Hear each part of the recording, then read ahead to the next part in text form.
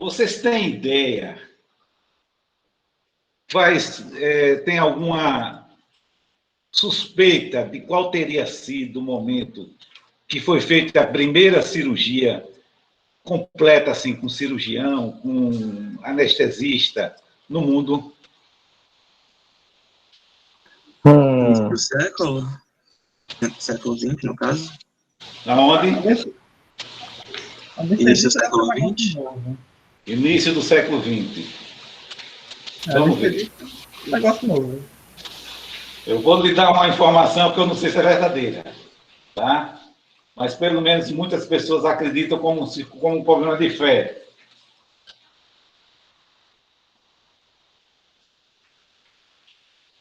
Vamos ver se passa os slides.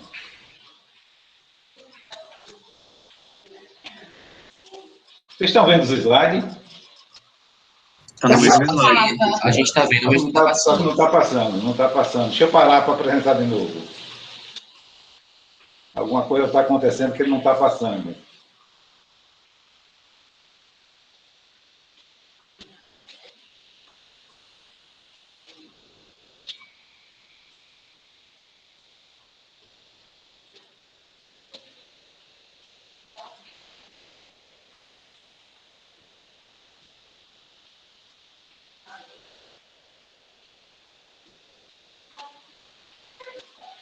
Está acontecendo alguma coisa que não está passando o slide. Vamos ver se eu consigo. Só um minuto. Tenha um pouquinho de paciência. A coisa vai.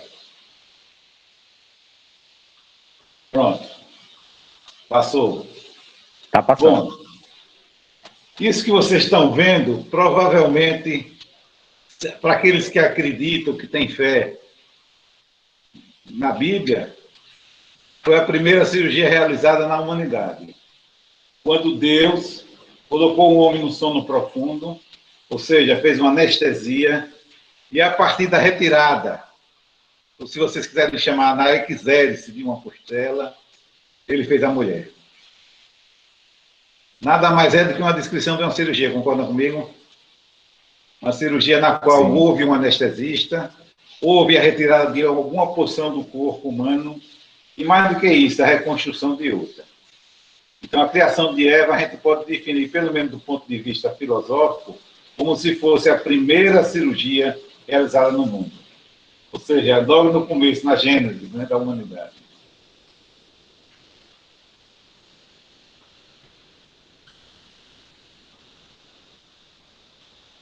Faz sentido. Realmente, meus slides não estão passando. Então, vamos lá. Está passando devagar, eu acho que é problema de internet. A medicina, se vocês forem olhar a história, ela é tão antiga quanto a própria humanidade. E algumas características importantes, com o avanço da medicina, fez com que houvesse avanço. Por exemplo, o tempo de vida do homem primitivo era só de 30 a 40 anos. Hoje é muito mais. Nem se compara. Porque o homem era muito sujeito a lesões. Ele tinha que caçar, enfrentar feras, enfrentar de peito aberto as adversidades do tempo, e morriam com muita facilidade. No entanto, as mulheres viviam um pouco mais, porque a mulher não ia à luta, não ia à caça, ela esperava passivamente que, assim, que esses alimentos chegassem nas suas regiões de habitação. A prática da época pré-histórica não é muito diferente do que os animais fazem, que quando tem um ferimento, eles lambem e sugam os ferimentos. Você já deve ter visto um cachorro, um gato, quando se fere, ele passa a língua e lambe os ferimentos. Se usava na época ervas eméticas, quando você vê o termo emético, lembre-se de vômito, com a intenção de expulsar algo ruim que tinha dentro do corpo.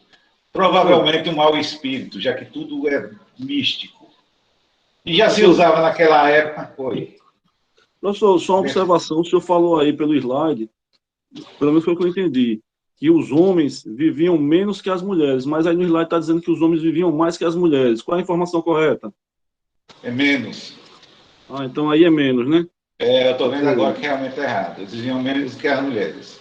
Ok, porque eles tinham que enfrentar mais inimigos com mais facilidade. Realmente tem um erro aí. Olha, já dou aula há muito tempo e não tinha percebido isso. O banho frio para alívio da dor também é algo bastante empregado.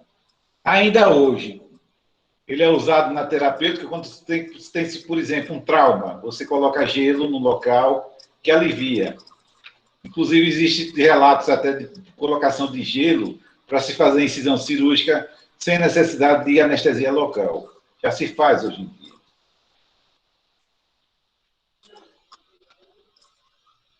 Os sumérios, que viveram 3.000 a.C., criaram o primeiro sistema de escrita, que é o sistema cuneiforme, e também construíram as primeiras cidades.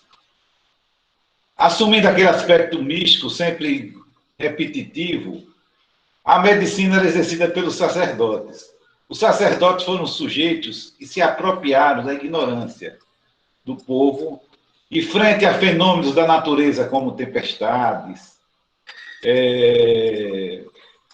trovoadas, trovões, raios, que não se sabia bem como se explicar, esses seres usaram da capacidade eu diria, de enganar as pessoas e de assumirem a capacidade de dizer que controlava esses fenômenos, não só do ponto de vista religioso, mas também do ponto de vista de prática da medicina. A essa época se achava que o coração era a sede da inteligência e o fígado a sede da vida. No que se refere ao tratamento cirúrgico, era feito o tratamento de feridas, ou seja, fechamentos primitivamente com fios que existiam na época, como o linho, por exemplo, no Egito. E drenagem de abscesso. O que é drenagem de abscesso? Você tem um abscesso, que é uma coleção de pus, e você fazer um lacetamento, você abrir, criar uma comunicação, cortar, para que o pus saísse. E se fazia também o tratamento através de imobilização, de fraturas e entosses.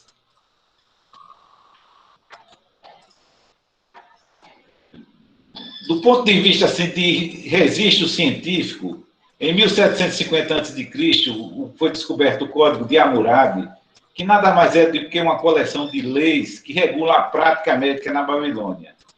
E lá se tem bem descrito que o médico merecia, quando curasse, uma recompensa, que poderia ser troca de serviço, alimentos, doação de um escravo ou algo parecido, não necessariamente do ponto de vista de dinheiro. Da mesma forma que o médico era recompensado, também era punido em caso de morte ou um dano grave causado ao doente. Então, por exemplo, o médico corria o risco de ter um olho cegado, se ele deixasse a vítima também cegada. Se ele cegasse a vítima. E era obrigado, em caso como punição, de doar escravo, ou mesmo trabalhar como escravo da outra pessoa, desde que o tratamento que ele fizesse demonstrasse que ele foi culpado do mal do não êxito na evolução da doença. Tá? Então, era leis que relatavam os direitos que os médicos tinham, mas também as obrigações que eles teriam que cumprir. Aquela velha história do Código de Hammurabi que vocês devem conhecer, olho por olho, dente por dente, né? Era bem punitivo. No Egito já se conhecia, do ponto de vista de farmacopeia, uma ampla variedade de artigos, sob formatos de pílulas, pomadas, supositórios, enemas. O que é enema? Enemas são substâncias que são injetadas através do ânus. Era muito comum naquela época se fazer algo que expulsasse os chamados maus espíritos, que poderia ser forma de enemas, as fezes, através das fezes, ou de êmese através do vômito. Se usava óleo de rícino, derivados do ópio para o controle da dor. E uma coisa interessante, se usava muito pão com bolô. O que é o pão com bolô? O que é o bolô? Nada mais é do que um antibiótico, concorda comigo?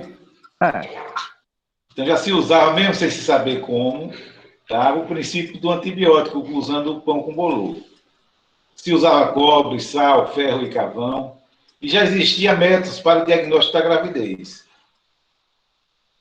As escolas médicas eram vinculadas aos templos, então existia esse relacionamento muito grande com a parte religiosa, e o pagamento médico era feito com mercadorias e também com prestação de serviços. Então, por exemplo, você curava alguém e essa pessoa construía em sua casa uma janela, uma porta ou algo parecido.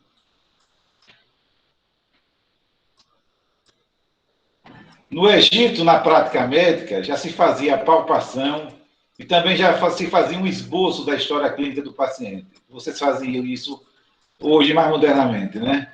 Você corre a história clínica, palpa o paciente, faz o exame físico. Mas também existia magia, existia amuletos com a finalidade de afastar as doenças. Um conceito interessante e importante que se introduziu nessa época foi a limpeza do corpo e também das casas, o que tornava o ambiente menos propício a doenças.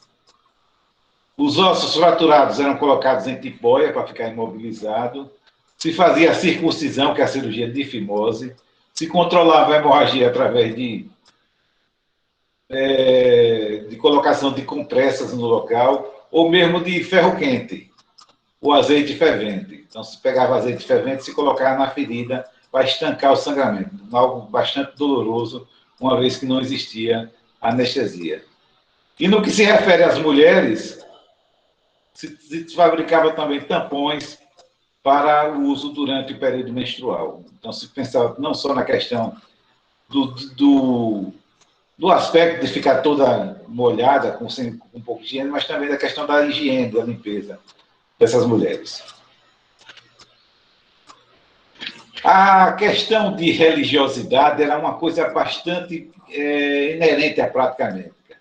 Isso que vocês estão vendo são crânios que foram encontrados com trepanações. Trepanações são essas aberturas que vocês estão vendo no crânio. São trepanações que foram feitas e que o paciente sobreviveram, uma vez que existe a presença de cicatriz óssea, existe calo ósseo no local, e a finalidade dessas trepanações era para que os maus espíritos fluíssem do corpo, saíssem do corpo e a pessoa recuperasse sua saúde. Aí vocês pensam, não, isso aconteceu antes de Cristo. Não.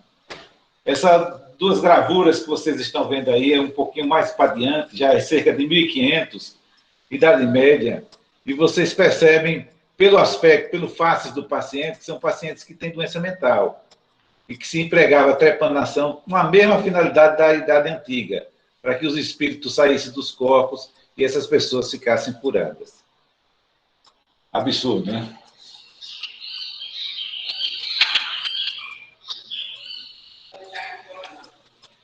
Eita, que esse slide está dando trabalho. Na Índia Antiga, que é um grande centro importante, inclusive existe uma medicina muito peculiar, que é a medicina ayurvédica. Eu aconselho que vocês leiam um pouquinho sobre isso, que tem relatos muito interessantes de terapêuticas que essa medicina emprega, que hoje em dia é muito valorizada.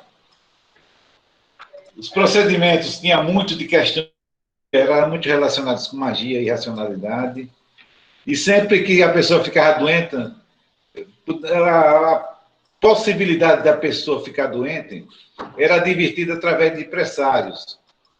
Por exemplo, uma tempestade, uma nuvem que tem um formato diferente, essas pessoas achavam que alguém poderia adoecer, eram pressários. Eles praticavam, além do exame do paciente, exame de escarro, de urina, de fezes e de vômito. Observava o aspecto para, a partir daí, dar um diagnóstico de alguma doença. Utilizavam na sua farmacopeia 500 fármacos e mais de 700 plantas medicinais. Faziam tratamento de algo que era e ainda é muito comum na Índia, as mordidas de serpentes.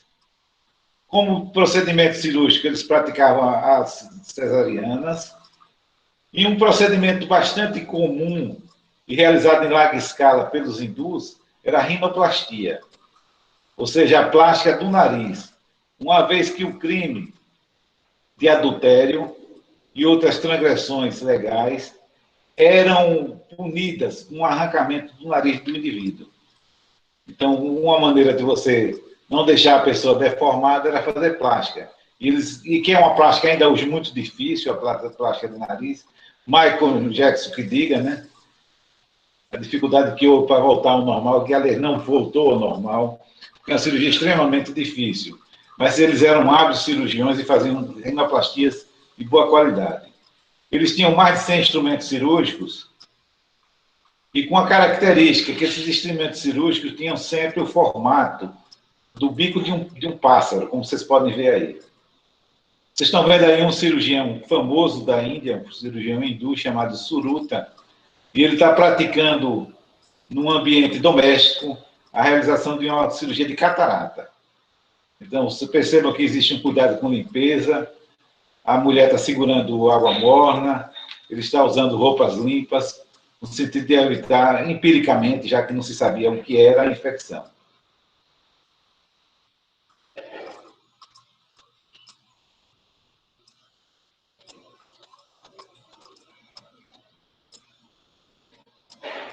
Professor, essas cirurgias funcionavam, Que cirurgia? por exemplo, da imagem que ele está fazendo uma cirurgia de catarata, ela funcionava? Funcionava. Tem um livro antigo chamado O Século dos Cirurgiões, que eu tenho a impressão que está no material que eu vou disponibilizar para vocês, que relata, por exemplo, na Índia, cirurgias de cálculo renal. Como é que era feita? De que maneira? Se introduzia uma espécie de bastão pela uretra, e o médico tinha tanta prática que ele conseguia topar no cálculo, mesmo externamente, e quebrar o cálculo com esses bastões manuseados externamente. Vocês imaginem que coisa. E quando eles não conseguiam retirar, eles abriam um períneo com uma faca e deixavam tudo sangrando.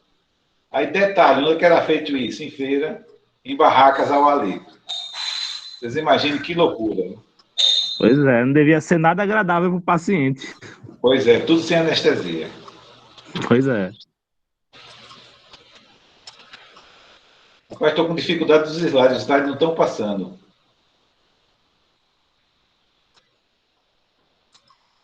Deixa eu ver se ele passa manualmente.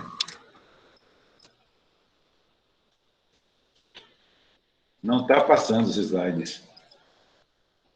Pode ser lentidão da máquina, talvez, que tem alguns que passam e outros que não passam, né? Deixa eu ver aqui se ele manualmente passa. Avançar. Não está passando.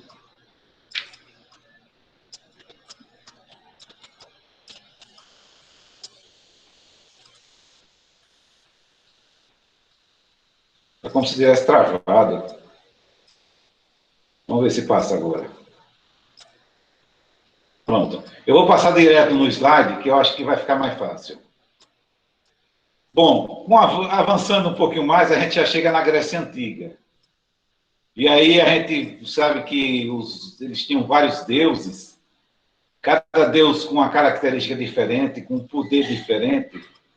Então, esses deuses tinham poder não só para causar, como também para curar doenças.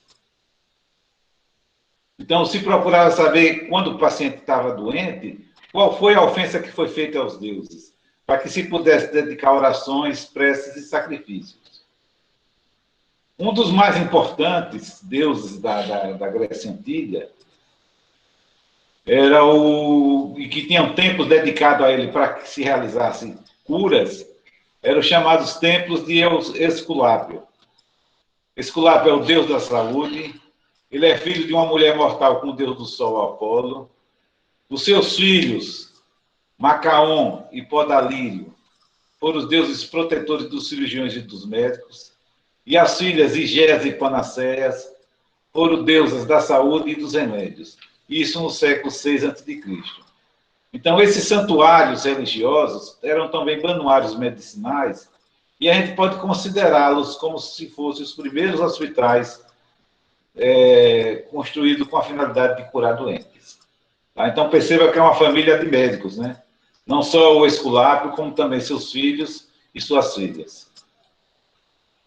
Aí a gente já entra mais no lado realmente humanístico, o lado humano, e a gente vê uma figura importantíssima, que é Hipócrates, considerado o pai da medicina. Aí livros que ele escreveu, o instrumental que ele utilizava para realizar procedimentos cirúrgicos. E é um ser de tal importância que até hoje, quando a gente se forma, a gente presta o juramento, chamado juramento de Hipócrates. É um ser interessante que vale a pena que vocês conheçam um pouquinho da história dele.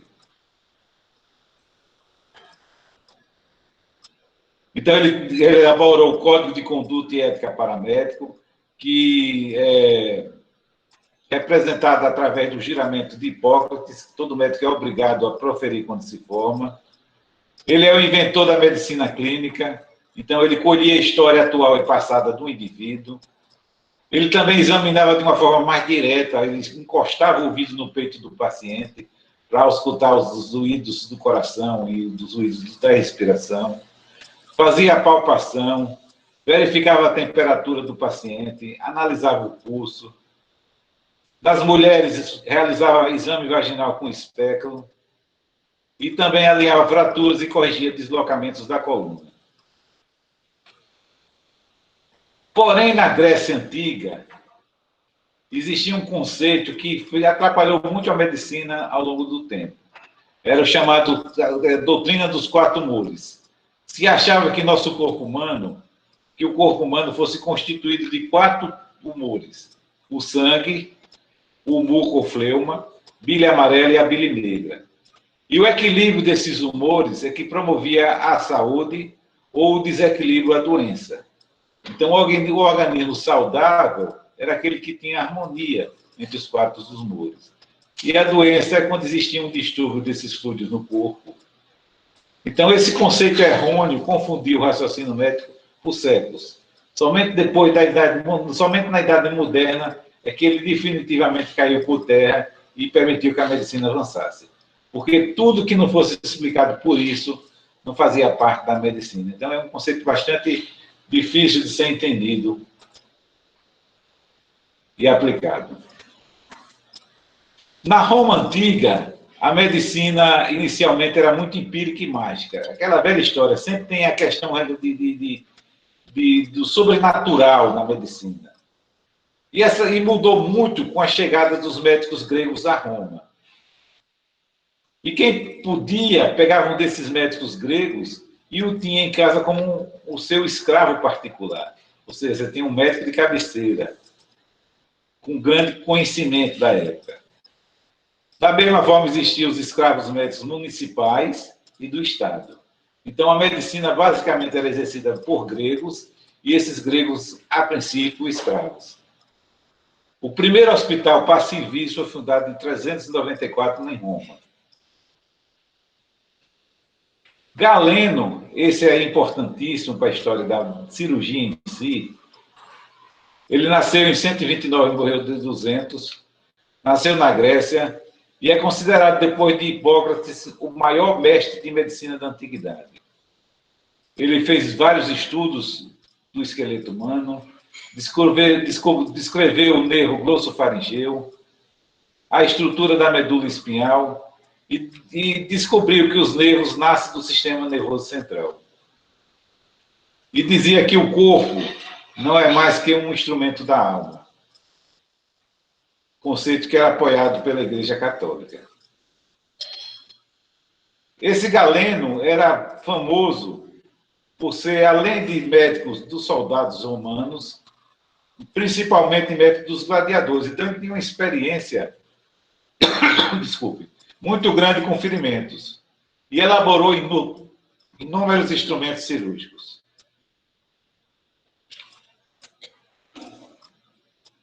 E grande quantidade de ingredientes para colocar nas feridas.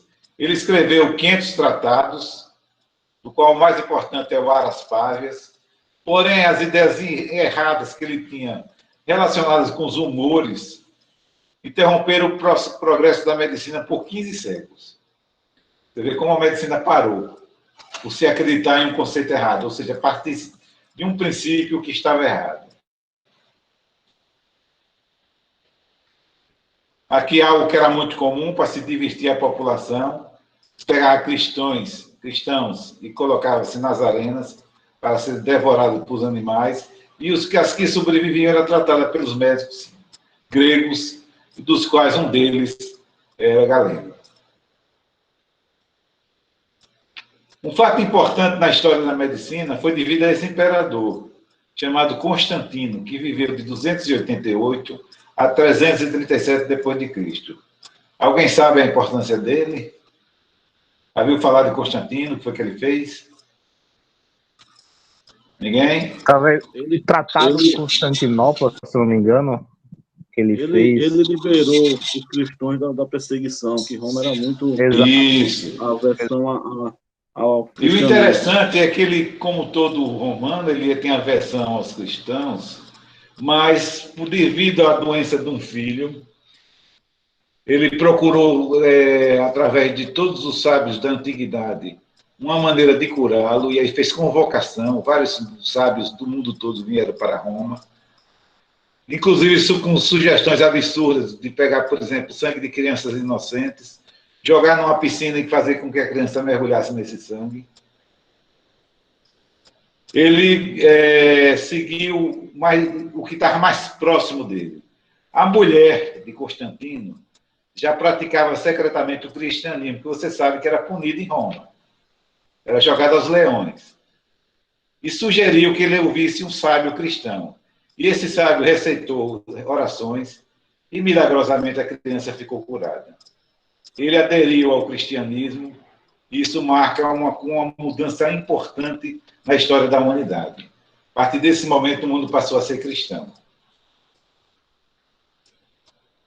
Professor, você achou essa história na onde? Eu desconheço a história. Eu conheço outra, né?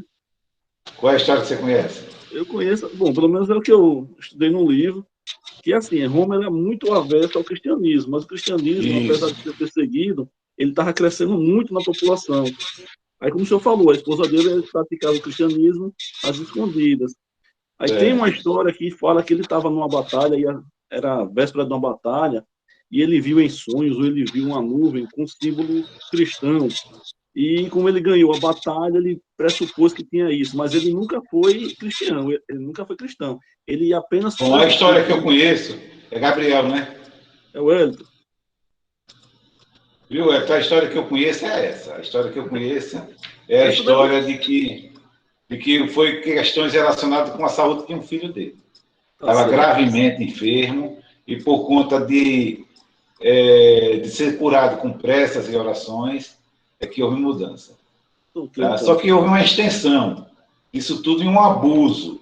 Porque a partir do momento que o cristianismo passou a dominar, houve aquela convicção de que tudo que não estivesse explicação na Bíblia era considerado como pecado. E se passou a prescrever não a razão, mas penitência religiosa como forma de cura. Isso atrasou bastante a humanidade. Isso, era da escuridão. Então, na época... Oi. Isso mesmo, é com a época da escuridão, é isso mesmo. Isso. Então, na Idade Média, era muito comum isso que vocês estão vendo aí. Aquela questão de você tentar eliminar os espíritos de alguma maneira, tá? Através da eliminação daquilo que a gente viu que era o conceito errôneo, os chamados humores, né? Então, você tirar esses humores defeituosos do corpo, através, por exemplo, de sangria, feita com bisturis, com escalpo, ou mesmo com sanguessuga. Se fazia também enemas, com colocação de líquido para que os espíritos saíssem através do ânus. E todos aqueles que não seguissem esses preceitos religiosos eram considerados pagões e eram condenados a morrer no fogo. E vocês conhecem vários exemplos de pessoas que morreram no fogo, talvez a mais importante, não por prática médica, mas por ter morrido no fogo, por ser considerada bruxa, que é Joana d'Arc, né? Morreu queimada viva.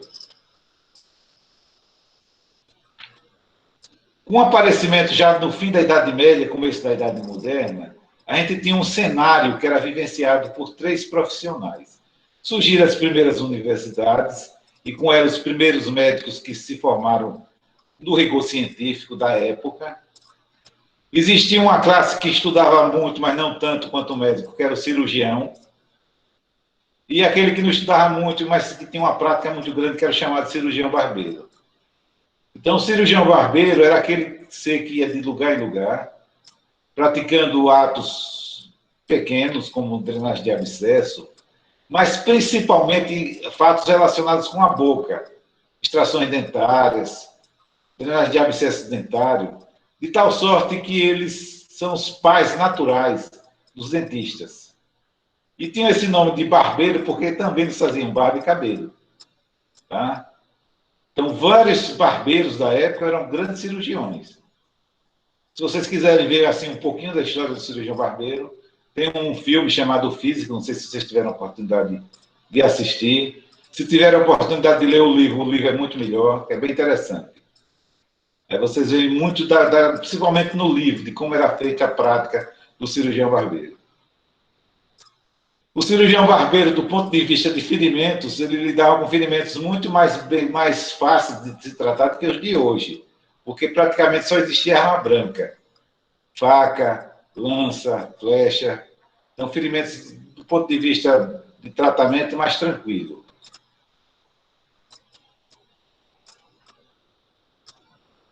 Uma pessoa que tem assim uma importância grande devido às suas ilustrações na história da medicina, principalmente da anatomia, é Leonardo da Vinci, que dissecou cadáveres, fez mais de 1000 desenhos, demonstrou que o coração era um músculo e descreveu as aurículas.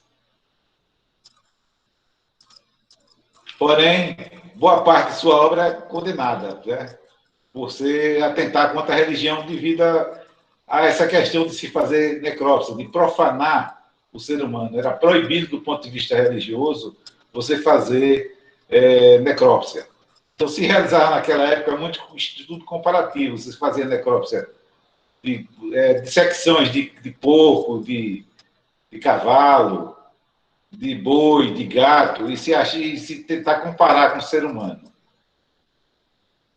Então, por conta da proibição eclesiástica, os desenhos, a obra de Leonardo da Vinci permaneceu ignorada durante 2 séculos. Só depois disso é que foi divulgado, quando a coisa ficou mais tranquila.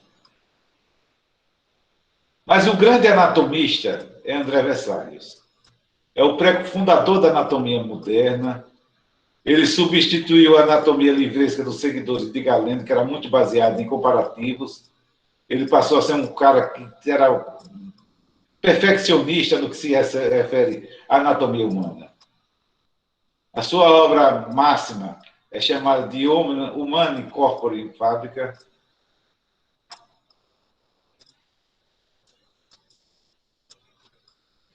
Que continha ilustrações anatômicas com cerca de várias cirurgias. E também tinha... Foi a maior realização do ponto de vista anatômico da época.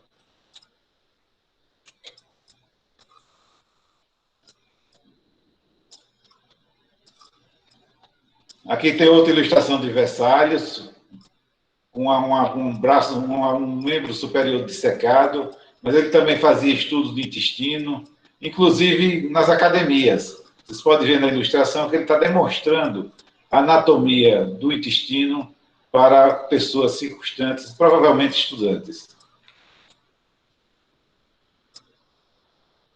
Um cirurgião barbeiro de muito destaque, e que depois se tornou médico porque frequentou a academia, é Ambroise Paré, que atuou pelas redondezas de 1500, ou seja, na época que o Brasil estava sendo descoberto.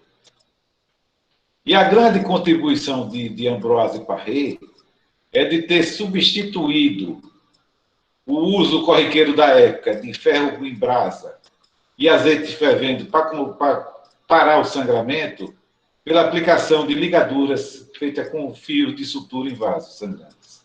Então, ao invés de queimar o paciente sem anestesia, ele simplesmente amarrava o vaso para impedir o sangramento. A cirurgia mais utilizada, feita no começo dessa cirurgia moderna, nessas cirurgias mais assim, com descrições, com relatos de anatomia, eram as amputações, que eram feitas sem anestesia. Então, num ambiente bastante ruidoso, você tem que segurar o indivíduo, fazer com que ele usasse algo como um aguardente, cachaça, para tirar um pouco da memória. E tinha que ser feito de uma maneira bem rápida, uma vez que o paciente sentia muita dor. Então, os cirurgiões eram hábeis anatomistas, e eles tinham que fazer a proporção que eles cortavam tentar pegar o pedículo venoso, vascular, e parar o sangramento fazendo a compressão. E nesse alinhamento de você ter que ser veloz e você ter que ter habilidade manual para fazer esse estancamento do sangue, de vez em quando o dedo do cirurgião ia junto na serra. Não era incomum o cirurgião amputar o próprio dedo durante o procedimento.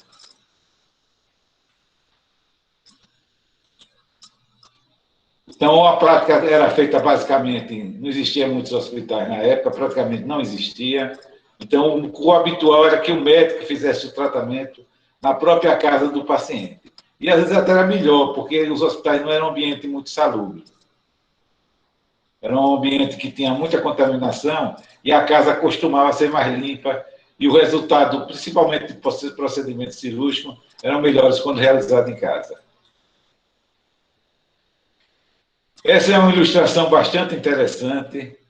Essa senhora que vocês estão vendo aí, chamada Sarah Shelby, ela tinha um cisto de ovário.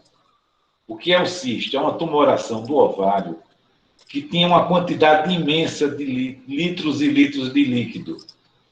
De tal forma que, além de abaular todo o abdômen, comprimia a cava, dificultando o retorno venoso, provocando dor e inchação nas pernas e dificultando a respiração da paciente por compressão. E essa senhora apelou, pediu, pelo amor de Deus, a um cirurgião chamado Ephraim McDowell, que realizasse a retirada desse cisto dela. Que ela se responsabilizava por qualquer coisa que viesse a acontecer com ela. Porque se já era pecado você fazer necrópsia, imagine se abrir uma barriga de um ser vivo. Era algo impensável para a época. Então, o relato é sempre um relato, costuma ser macabro, né? Existe um livro chamado A Assustadora História da Medicina, e o mesmo autor depois publicou A Assustadora História da Cirurgia, que mostra esses relatos. Então, no dia de domingo, perto da casa de Sarah Shelby existia uma igreja. Da casa de Sarah se escutavam os cânticos, que nesse dia foi entoado de uma forma mais rápida, porque era a intenção da comunidade cristã daquela igreja de terminar o culto o mais cedo possível, para, se não houvesse sucesso, matar o cirurgião que operasse Sarah Shelby. Imagina a pressão. Se você não tivesse um resultado a contento, você seria morto. A cirurgia foi um sucesso. Sarah Shelby ficou boa. Depois disso, chegou a ter filhos. Viveu e morreu depois do Ephraim McDowell e do próprio marido. Então, foi uma pessoa que teve um programa, além de ter tido uma cirurgia de sucesso, teve uma sobrevida muito boa. É considerada a primeira laparotomia, ou seja, a primeira cirurgia feita abrindo a barriga de uma paciente.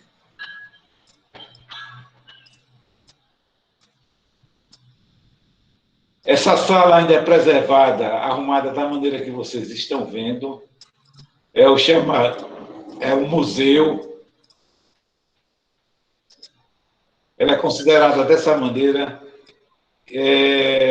arrumada dessa maneira, e entre 1821 e 1862 foi palco de várias cirurgias. Tá? Então, vocês podem perceber uma mesa de madeira, na qual o paciente era operada, as roupas utilizadas pelos cirurgiões, e um anfiteatro para que as pessoas aprendessem de como eram feitos os procedimentos cirúrgicos da época.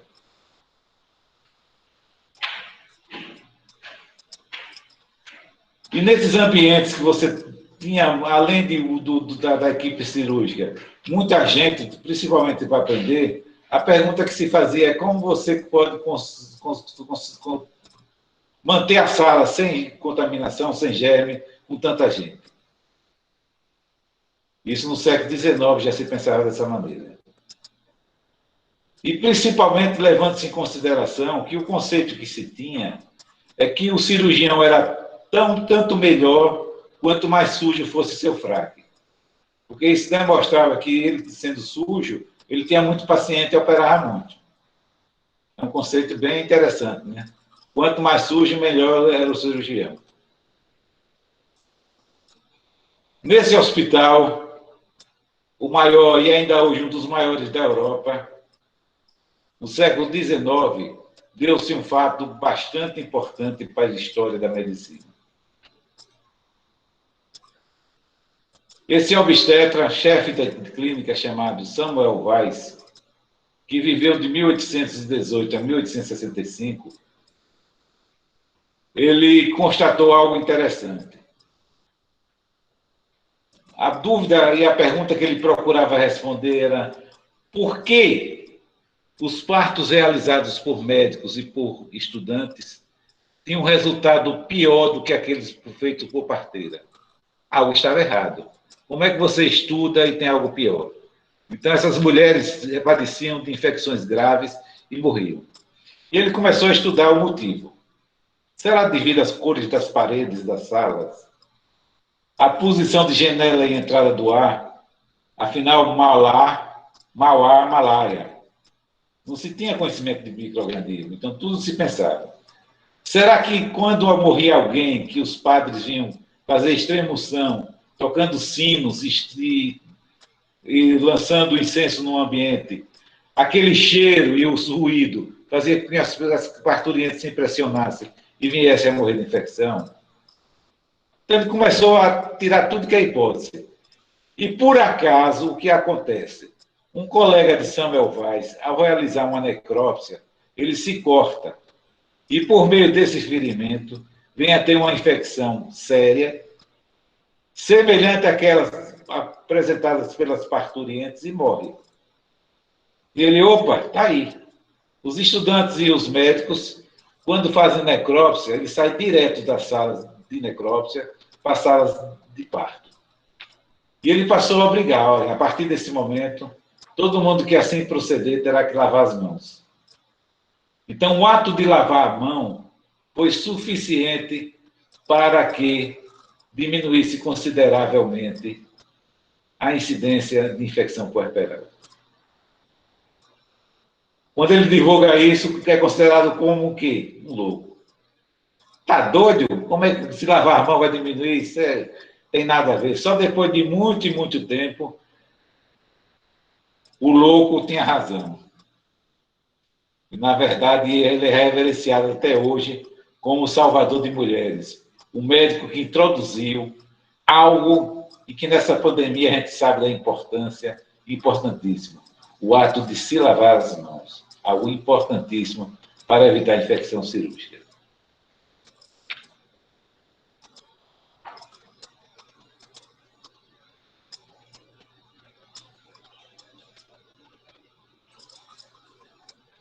Pasteur, através dos seus experimentos, descobriu seres que a gente não enxergava, os micróbios, e fez o relacionamento desses micróbios com doença. Então é importantíssimo porque acabou um conceito importante, aquele de geração espontânea, que as doenças surgiam do nada, só por pura vontade superior, de algo supremo. Então existia um agente causador que, apesar da gente não enxergar, era real. Então, o Pasteur é um grande químico que a gente tem que reverenciar como um grande contribuidor na história da medicina. Bom, isso que vocês estão vendo aí era propaganda. Em trailers, indivíduos percorriam os Estados Unidos promovendo espetáculos. Eles alugavam salões e nesses salões ele colocava os sujeitos os voluntários para cheirarem um gás, que é o protóxido de nitrogênio, que por produzir e tornar o sujeito muito animado e ele rir bastante, era chamado de gás hilariante. Então, esses espetáculos eram muito comuns na época. Um dentista muito tímido, chamado Horace Wells, ele vai para um desses espetáculos. E aquele cara que era tímido, ao cheirar, ficou mais ousado. Fez tudo que não se devia. Pulou, rolou, riu, chorou. E no outro dia, ao acordar, ele percebeu que estava cheio de hematomas, do qual ele não tinha nenhuma lembrança. A única certeza que ele tinha é que aquilo, para ser produzido, devia ter ocorrido uma dor muito intensa que ele não sentia. E ele passou a empregar esse gás na sua clínica diária. Ele colocava o sujeito para cheirar o gás e ele fazia extração dentárias. Então, ele resolve experimentar de uma forma mais ampla. Ele procura um cirurgião chamado Wells e diz, olha, eu tenho um gás que se o sujeito inalar, ele não vai sentir dor. E o Wells convoca a comunidade científica da época, todo mundo reunido para ver a cirurgia sem dor. Só que o Horace Wells escolheu mal.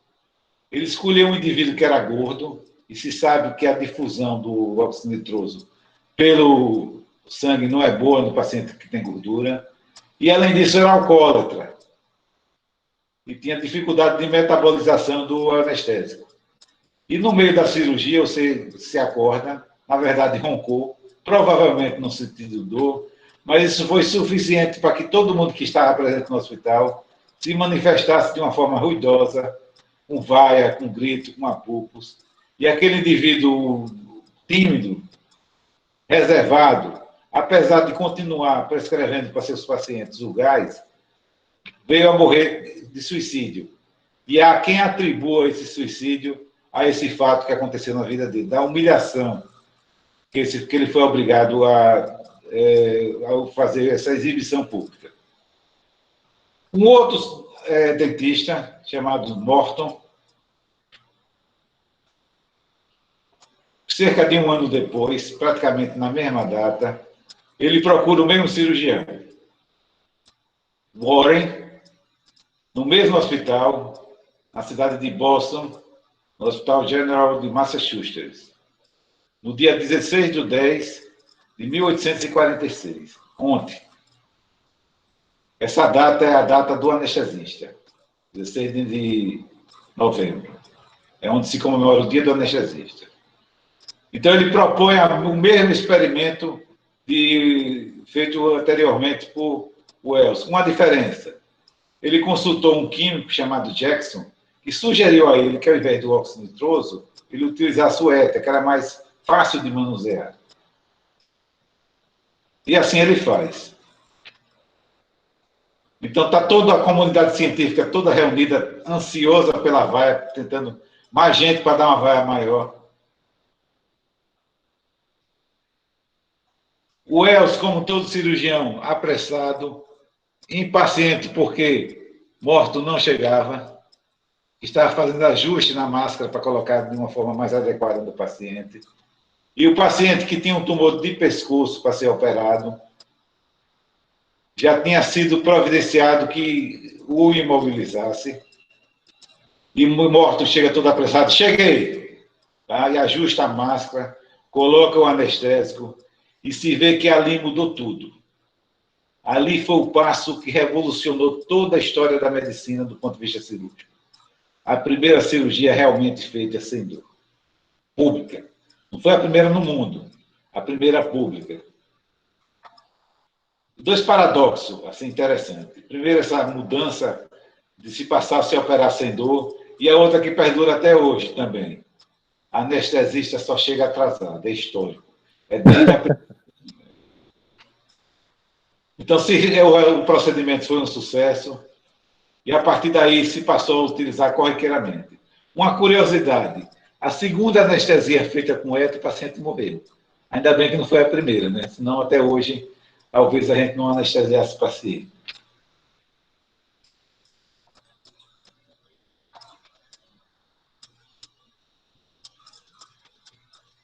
Um escocês chamado Simpson, que era o obstetra da Rainha Vitória, ele começou a fazer experimentos com todos os líquidos, gases que você pudesse imaginar. Então, era muito comum que os médicos promovessem em suas casas reuniões para se cheirar alguma coisa. Então, eles se reuniam numa mesa e procuravam gases para cheirar para ver se anestesiava. Simpson recebeu de uma serraria dos Estados Unidos um frasquinho contendo clorofórmio.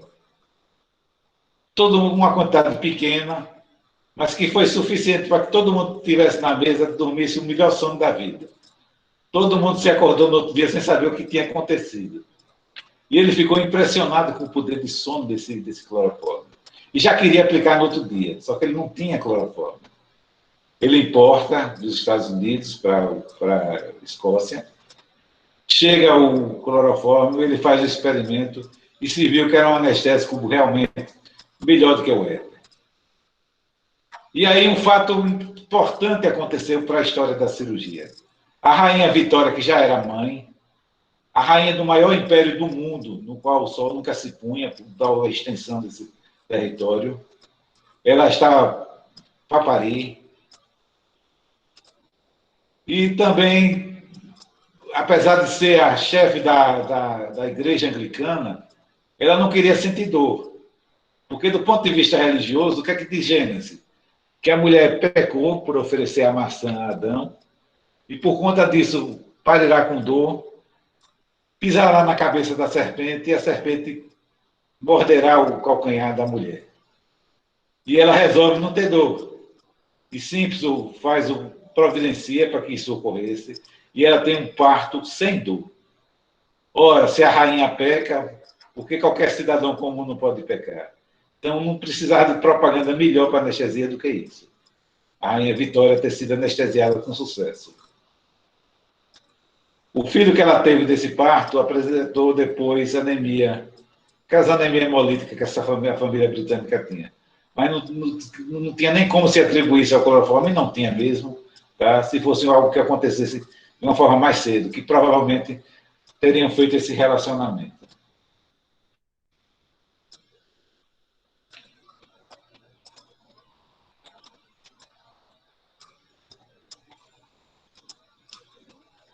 Joseph Lister, que viveu de 1827 a 1912, ontem, só para vocês terem ideia assim, de cronologia, quando ele morreu, meu avô já tinha 2 anos. Ou seja, é ontem. Uma coisa nova. Esse cara fez uma revolução. Ele criou uma nova maneira de se operar. Ao invés de operar em ambientes imundos, sujos, ele passou a ter cuidado extremo com a chamada asepsia. Então, tudo era feito num ambiente extremamente limpo, lençóis limpos, todo mundo bem asseado, lavando as mãos. Um exagero, por exemplo, vocês estão vendo na cabeceira um aparelhozinho que atomizava ácido carbônico extremamente irritante para vias aéreas, sem nenhum efeito, que não se usa mais, mas que na época se usava. Ele passou a ter cuidado com o ferimento, por exemplo. Até então, quando o sujeito chegava no hospital com uma atadura cheia de pus, o que é que se fazia? Tirava a atadura e se colocava outra suja do mesmo jeito.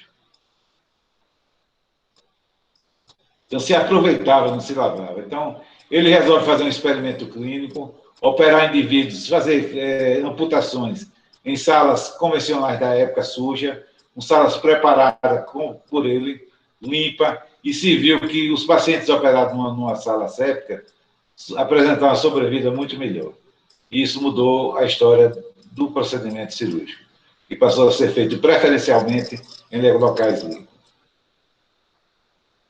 Sou fã desse cara, para mim um dos grandes contribuintes da história de êxito da cirurgia, chamado William Stuart Halsted. Esse cara é americano, fez seus estudos de complementação na Europa, com Lister. Quando vocês quiserem se lembrar de Lister, lembre de Listerine, tá? E lembre de limpeza. Então, Halsted introduziu a técnica cirúrgica asséptica nos Estados Unidos, aliou a disciplina alemã com a praticidade americana, introduziu as residências médicas. Ele foi o grande divulgador da anestesia local. Ele não descobre, mas ele é quem divulga. A primeira anestesia local foi feita por um oftalmologista, colega como é o nome dele? Do pai da psicanálise. Freud, tá? Que colocava gotas do anestésico na córnea e se fazia cirurgia de catarata. Então, Halsted passa a infiltrar o anestésico. E de tanto testar o anestésico em si mesmo, para observar duração do anestésico, período de latência, que é o tempo que demora entre você colocar o anestésico e ele ter feito, duração, toxicidade de tanto injetar nele próprio, ele se tornou viciado na cocaína. E foi um trabalho ele deixar de ser viciado. Mas ele consegue isso de tal sorte que quando ele veio a morrer, ele já não tinha mais esse vício.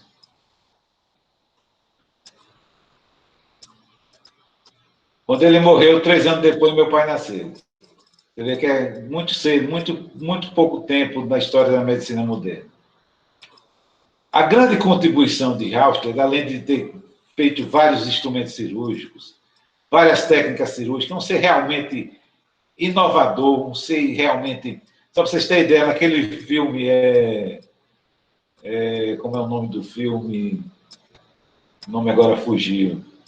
Sobre Deus, não, é um filme que, acima de Deus, depois eu me lembro dele. Ele aparece como uma pessoa, é homenageada nesse filme. Mas a grande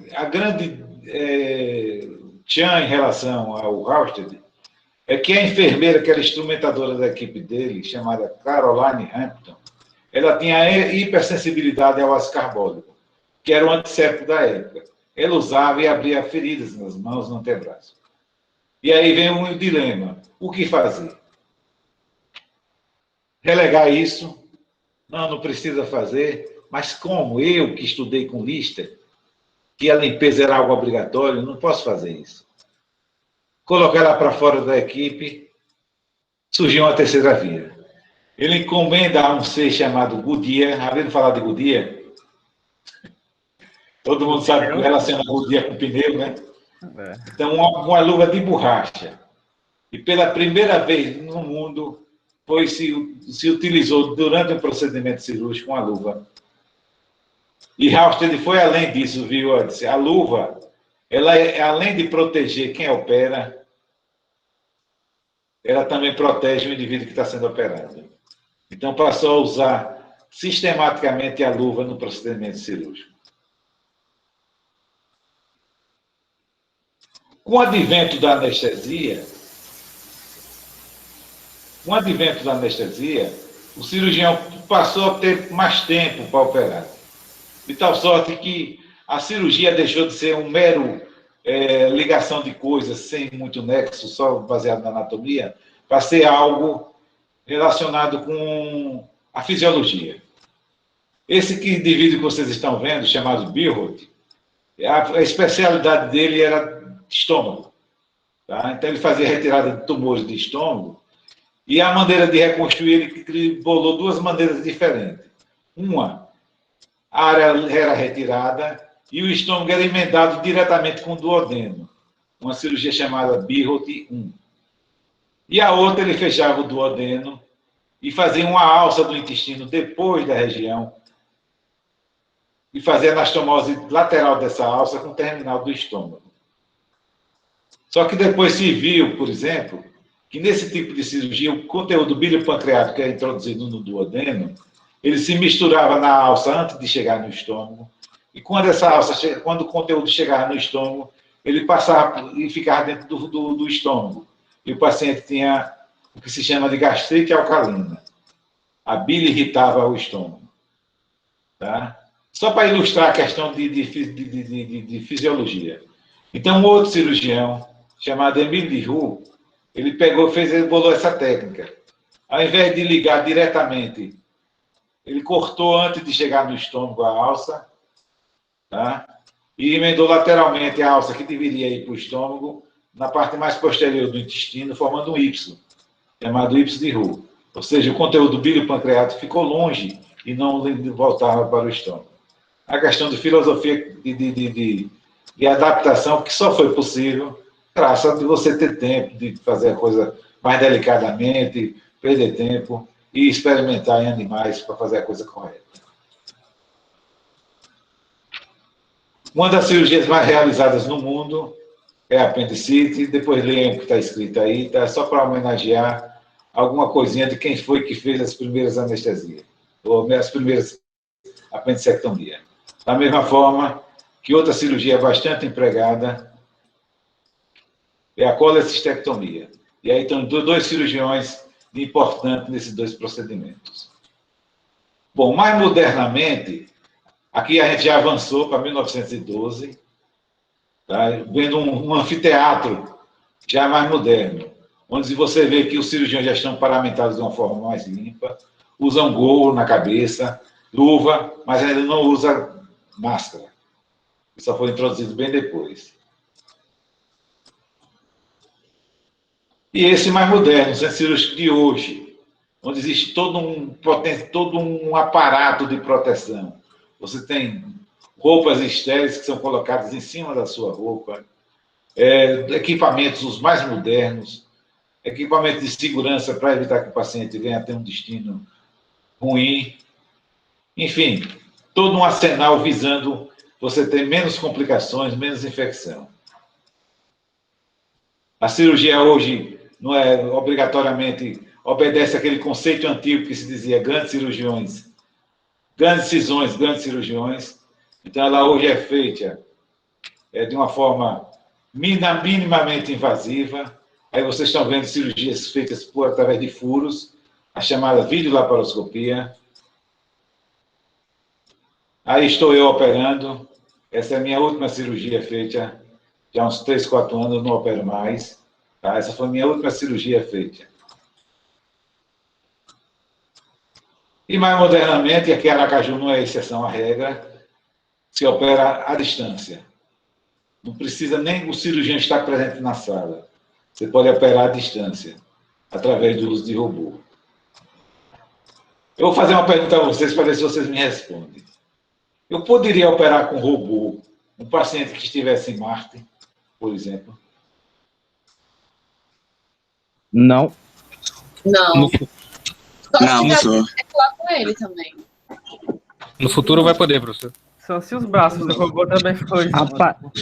É porque, tipo, se você operar alguém daqui para Marte, existe a questão do delay. Delay justamente isso. Então, Quando você coloca um carrinho desses em Marte, ele não é dirigido a partir da Terra. Ele tem inteligência artificial, para ele perceber que tem um buraco e desviar. Porque se assim não fosse, o comando de você enxergar que tem um buraco, vir para a Terra, e da Terra voltar para Marte, ele já tinha caído no buraco. Esse aqui é o grande atraso, é o delay. O tempo que a imagem demora a percorrer. Apesar de ser extremamente rápida, né? A velocidade da Lua, da luz. Mas é um tempo muito... Daqui para lá e lá para Apesar cá. disso, pois é, isso aí ainda é o que atrasa. Senão já tinha sido feito de alguma maneira cirurgia desse tipo. Bom, finalmente, durante a Segunda Guerra Mundial, passou-se a utilizar antibiótico, experimento de Fleming. Se pensou que já tinha, com isso, iria acabar com a infecção no mundo. Mero engano. Muita gente passou a se descuidar, deixar de lavar as mãos, deixar de cuidar do paciente. E isso piorou muito, principalmente com o uso abusivo e indiscriminado do antibiótico. Hoje já existe um pensamento de você mudar muito de sua conduta para que o antibiótico continue funcionando, senão ele vai deixar de funcionar. Bom, finalmente, para a gente encerrar, um pouquinho aqui de Sergipe. Tá? Vou mostrar alguns indivíduos que contribuíram para a questão médica aqui em Sergipe. Esse de Pernambuco branco que vocês estão vendo aí no meio, talvez tenha sido o maior governador de Sergipe, chamado Graco Cardoso. Ele tem como característica principal em suas construções a presença de uma águia. Então, todo o prédio público que vocês enxergaram uma águia em cima foi obra de Graco Cardoso. E uma das suas obras principais é o Hospital de Cirurgia, que foi feito por ele e foi equipado pelo sucessor, Manuel Correia. Bom, aí do lado dele tem vários cirurgiões importantes, tá? E autoridades da época. A exemplo de Augusto Leite, a exemplo de Simeão Sobral, dentre outros. Aqui está o Hospital de Cirurgia, e esse aí, assim, a pessoa responsável por angariar e movimentar a sociedade, não dele construir em si. Não foi obra dele do ponto de vista financeiro. Quem construiu foi o Estado, mas ele conseguiu doações de pessoas para que o Hospital de Cirurgia fosse construído e depois equipado. Essa senhora que vocês estão vendo aí foi a vítima, ou se vocês quiserem chamar de uma maneira melhor, foi a paciente na qual foi realizada a primeira laparotomia em Sergipe. Augusto Leite fez a retirada de um tumor de útero dessa paciente. Augusto Leite faz uma viagem ao interior, numa usina chamada Oiteirinhos, para operar. Então, perceba as roupas da época, tá? Ele na antessala para operar a paciente. Aqui já estão as autoridades locais da região, tá? Alguns médicos presentes. E um fato interessante que espero que vocês notem assim, se tem alguma coisa estranha na foto seguinte. Alguém percebe? Uma pessoa fumando na sala. Tá fumando. Absurdo, né? É o professor Aderval? Vou perguntar a ele. Bom, nessa foto daí existe vários mestres importantes na cirurgia. Tá? Aqui é o Augusto Leite, que está sentado. É o que está de preto aí. Maina Gomes é o segundo da esquerda para a direita sentado. Aí tem várias pessoas aí, se vocês forem procurar, porque infelizmente não dá para apontar para vocês. Mas está João Cardoso, que é que dá o nome, é o que está do lado direito, que dá o nome ao campus universitário que a gente estuda. Está Carlos Melo, que é o pai de Carlos Magalhães, obstetra. Lauro Porto, está Aida Gugel, está Hugo Gugel, doutor Oswaldo, que foi o primeiro ortopedista professor da universidade, está Lauro Porto, doutor Machado, pai da pediatria sergipana, entre outros. Tá? É uma pena que não dê para mostrar para vocês, eu sei a maioria do nome deles. Mas se tiver a oportunidade, eu mostro depois essa foto para vocês. Só um minuto que já saiu aqui de novo a foto. Doutor Fernando Sampaio, essa disciplina que eu coordeno hoje, logo no comecinho, quem coordenava era ele, é o pai de doutora Rosa Sampaio, que foi também professora de pneumologia, e morreu na época que eu estava no segundo ano de faculdade, mais ou menos, primeiro ano de faculdade, morreu de pulmão. Morava onde é hoje o edifício Fernando Sampaio, na Rua da Frente. Doutor Fernando Filizola é outro também que mencionou essa disciplina que a gente hoje dá aula, considerado talvez os cirurgiões mais técnicos que Sergipe já teve. Uma pena que deixou de operar muito cedo mesmo. O filho dele morreu de uma forma violenta, num acidente automobilístico, ele perdeu o chão. Morreu recentemente, aos 90 e poucos anos, e tinha Alzheimer. Esse também foi professor da nossa disciplina, eu considero ele um grande cirurgião de Sergipe, uma pessoa que, durante os principais procedimentos cirúrgicos, ele foi memola-mestre e foi responsável pela realização daquela etapa do procedimento, do doutor Calumbi Filho. Doutor Calumbi, José Calumbi Filho, ele era cirurgião vascular, então a primeira cirurgia cardíaca, quem fez a ponte safena? Ele. Primeiro transplante renal, quem fez a parte vascular, que é a parte realmente do transplante? Ele. Cirurgia de disciplina renal, quem fez a disciplina renal? Ele. Enfim, é um cara pioneiro. Tá? Ele foi o grande responsável pela mudança e a implantação do Hospital Universitário onde ele é hoje. Foi aprovado que o Hospital Universitário teria o seu nome por questões políticas, até hoje. Isso não aconteceu, mas é um cara que eu tenho muito respeito, muita admiração, e realmente sou muito fã dele. Doutor Zé Augusto foi o que me antecedeu. Antes de eu assumir a coordenação, era ele. Uma pessoa um pouco polêmica, mas uma pessoa de um coração imenso, pelo menos comigo. Era músico e foi o reitor, ele foi maestro da Universidade Federal de Sergipe. Ele, até uma semana que morreu, estava operando. É um cara realmente muito capaz. Esse tem muito pouco tempo que faleceu, professor Francisco José Plácido Tavares de Bragança, é o pai do Dr. Ricardo Bragança, professor de urologia, é uma pessoa também humana de grande capacidade. Doutor General Queiroz, desculpe, doutor General Gonçalves, grande cirurgião, é uma pena que resolveu ser político e com a política deixou de exercer a medicina. Na época que eu era estudante, era considerado o melhor cirurgião e do maior clientela de Aracaju. Deixou tudo isso por conta de política. Foi 2 vezes deputado federal, depois deixou de se eleger, mas não voltou à cirurgia. E quando ele tentou retornar, a cirurgia era totalmente diferente da época dele. Tá? Ele deixou a cirurgia convencional e quando ele voltou tinha havido laparoscopia e ele não se sentiu... Ele não quis correr o risco e correr com esses procedimentos mais modernos. Aqui é a primeira turma da Universidade Federal de Sergipe. O que está no meio, um terno meio colorido, com faixa, é o doutor Garcia Moreno, e atrás dele está o professor Antônio Leite Cruz, professor de cirurgia pediátrica, na minha opinião, dos professores que eu tive na Universidade Federal de Sergipe, o melhor. E do lado dela, a doutora Zumira, mãe de Carla Rezende, primeiro lugar durante todo o curso e no vestibular da Faculdade de Medicina. Foi professora de endocrinologia, hoje não exerce mais a profissão. Tá? Tem outras pessoas aí, mas por enquanto tudo deixa para lá.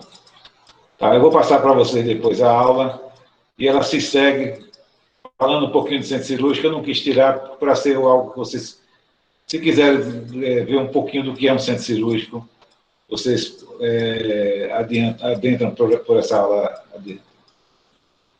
Perguntas?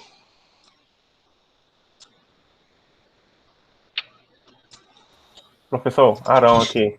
Eu tenho uma curiosidade. Existe uma idade limite para que o cirurgião ele continue operando ou não? Não existe não. Eu conheci cirurgiões operando até a idade bem avançada. Não foram pouco não. Conheci vários cirurgiões que operou até 80, 90 anos. Eu operei por condições técnicas, tá? Eu fui contemplado com uma doença neurodegenerativa. Eu tenho há 5 anos doença de Parkinson. E como existia um pouco de dificuldade de preensão do lado esquerdo do meu corpo, por voluntária vontade, eu resolvi deixar de operar. Só por isso. Mas eu conheci cirurgiões se operando até muito tarde. Bem tarde mesmo. Mais perguntas? Professor, quando você falou lá sobre o início do uso das luvas na cirurgia, não tinha uma data ali. Qual foi a data, mais ou menos, sabe dizer? Não sei a data exata, não. Mas não é pouco antes de 1900. Professor, o Antônio levantou a mão e depois eu levantei também. Eu não estou, desculpa, eu não estou prestando essa questão. Eu fico muito perdido de fazer 2 coisas ao mesmo tempo. Tá? Mas vocês podem... Eu falo e depois... Eu vou fechar aqui a gravação. Vou interromper aqui um pouquinho a gravação para a gente conversar mais à vontade. Tudo bem.